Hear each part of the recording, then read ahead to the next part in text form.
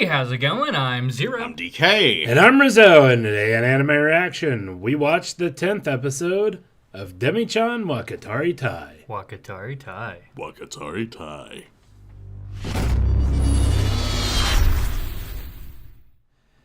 If you want to check out our reaction to the 10th episode of Demi-chan wa Kataritai, hit that link in the description below. And be sure to give us feedback in the comment section because we love hearing from you. And as always, if you like what you see, subscribe to Otaku Saga, and don't forget to like and share our videos. And thanks for watching.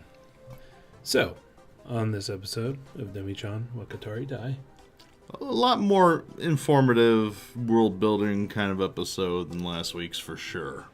yeah, And we get to focus on Machi. indeed. That's not to say, though, that they turned down the fan service anyway, because in the first part, oh good God. Oh good God, the adorableness is turned up to 11. Yeah, yes, the adorable part. Basically, all four of the demigirls are sitting around a lunchroom table, and Hikari decides to tell the other three that she had kissed Sensei. Well, on the cheek, as a joke. Well, she kissed somebody, so Yuki asks who she kissed. Yeah. Sensei, and then you just see Sakie's just like poker faced. Machi does a spit take. Right. And then or was it Yuki? No, it was Sakie was originally drinking when she said that. Spit take, okay. And she like coughed back into her cup. And then after that she was like, stone faced.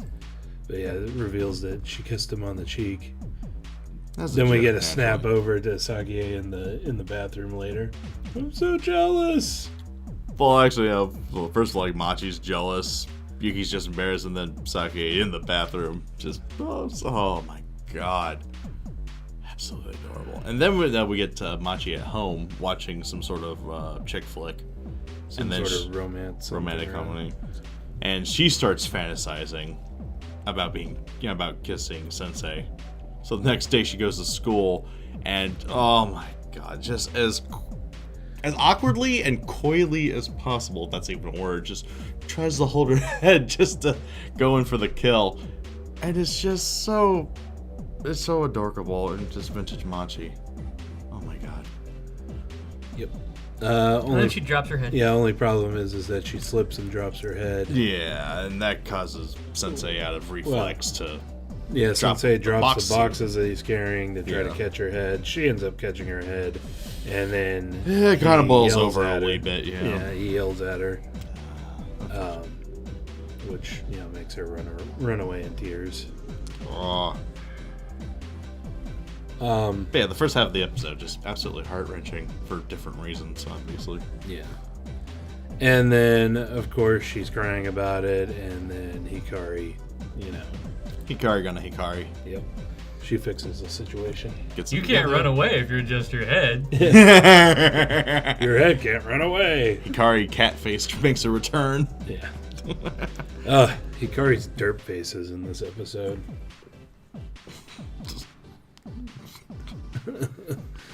Hilarious. But yeah, so they end up making up. All's well that ends well. Sort of. Suck face because already. Before the bit with Machi trying to kiss Sensei, we get this bit where Sensei has to do tasks for the vice principal. And he's shown as being, how do I want to put it?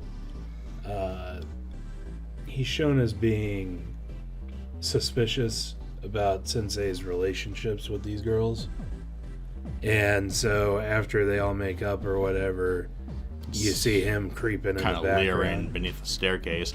Yeah. And I gotta say, I said in the reaction, but I have to say it here, that dude has a nose so triangular, you'd think that Sakie-sensei would just give up on Takahashi-sensei and ride his face all day. Just making a joke about the triangular ruler thing from the previous episode. Indeed, yes. Just wanted for those who went completely over their head. Just to drive the point home. It's what I do. Just stole my punchline. I'm sorry. Yeah. Nice. So then after that, Machi's thinking of a way to make it up to Sensei, and she comes up with the idea of giving him a gift, and Hikari says, no, that wouldn't really, that's not really good. But there is something that you can do that Sensei will love. Knowledge is power. Yeah, knowledge is power. Cut to Machi saying, I want you to know more about my body.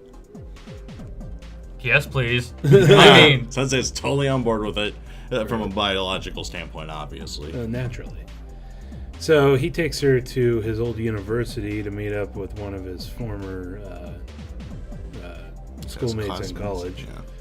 Yeah. And basically this guy is a physics researcher at the university, and he is weird. Seems to be par for the course. We know much weirder. Yes. Hey, name dropped the guy during the episode. Actually, sort of. We still know weirder. We know weirder than that. Yeah.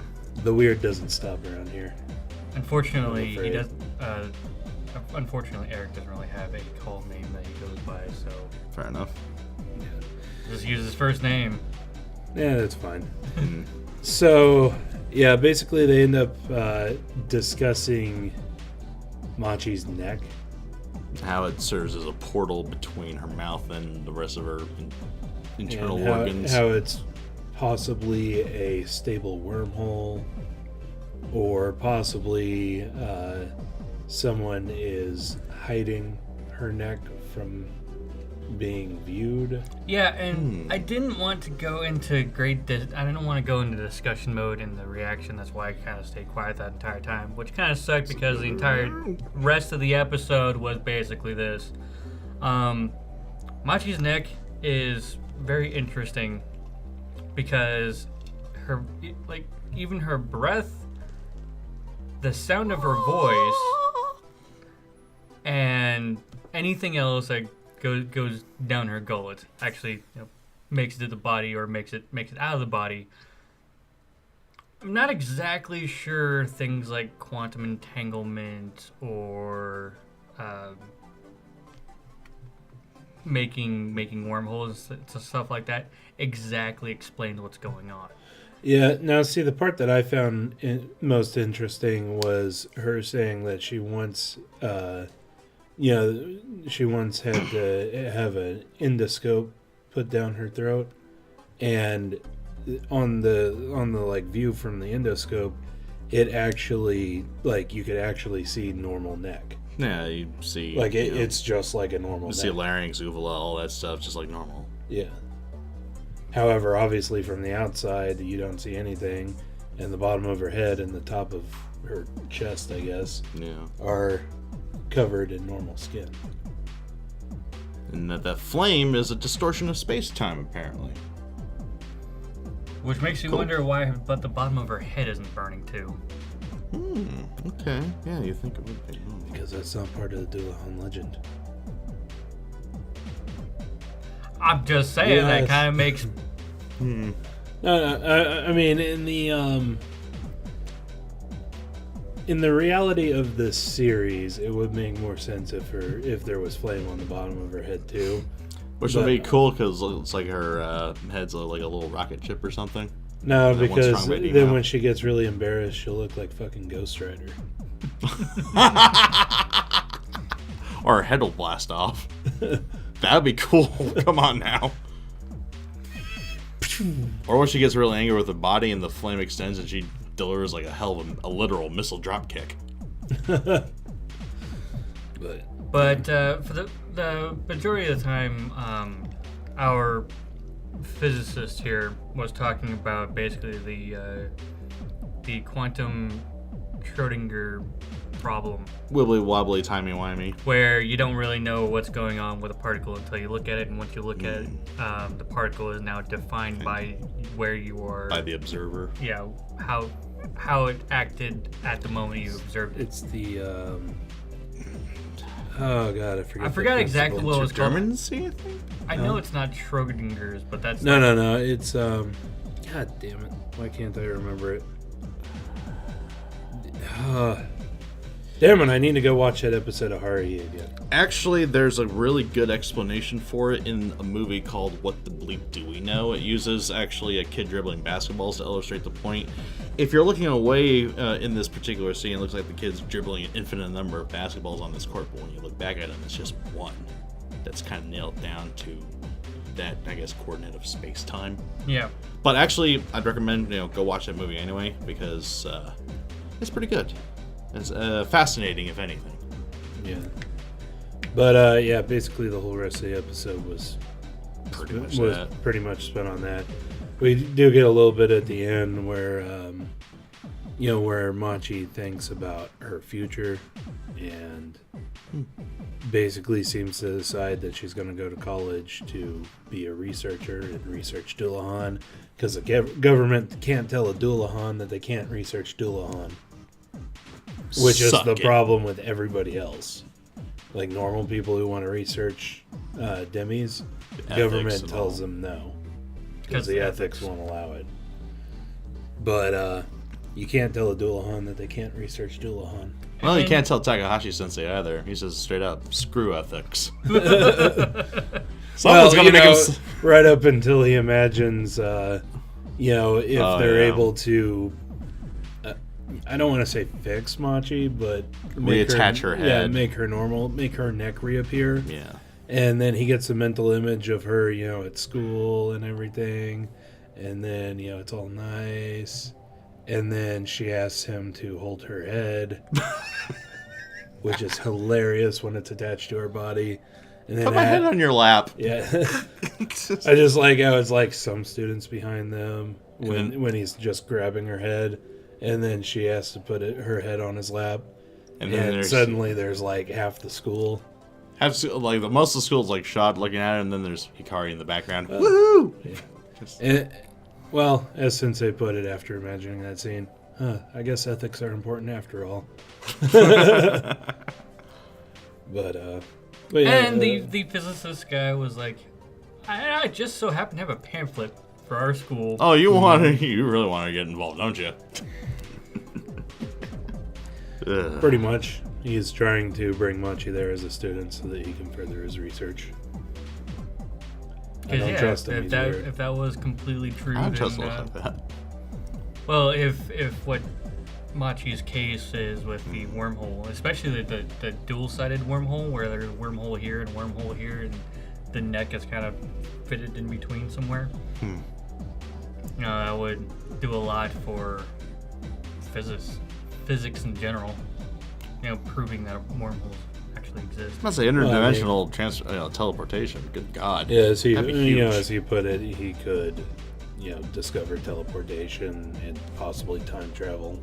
I mean, yeah, just how much would humanity's advancement toward the future be further kick-started with a discovery of that magnitude? Good God. Pretty much. There you go. But yeah, it seems like they're setting up the vice principal to be a villain for the finale. Yeah. Oh, Sensei is being indecent and looking bad for the school and blah blah blah. Hikari is totally gonna fuck this one up. Oh, worst way. Yeah. She's gonna say something. He's gonna catch wind, and then it's all gonna go. I don't want to say go to shit, but it's gonna head that direction pretty quick. And then they're going to overcome it. Because Somehow. that's the sort of series this is. Exactly, yeah. So it's a feel-good story. Yeah. I can't end with Sensei down in the dumps and jobless and all that depressing crap. Yep. That happens in the real world. Anyway. So let us know what you thought of the anime, what you thought of our reaction in the comment section below. Yep, thumbs up if you like it, thumbs down if you don't. But that's going to do it for this episode of Anime Reaction. As always, I'm DK. I'm Zero. And I'm Rizzo. See you next time. And go ahead and click on my face, go to our most recent Otaku Saga Talks. Click on my face to go to Otaku Saga Gaming, our gaming channel. And click on the waifu to subscribe to Otaku Saga. And if you'd like to help us out, go ahead and check out our Patreon page.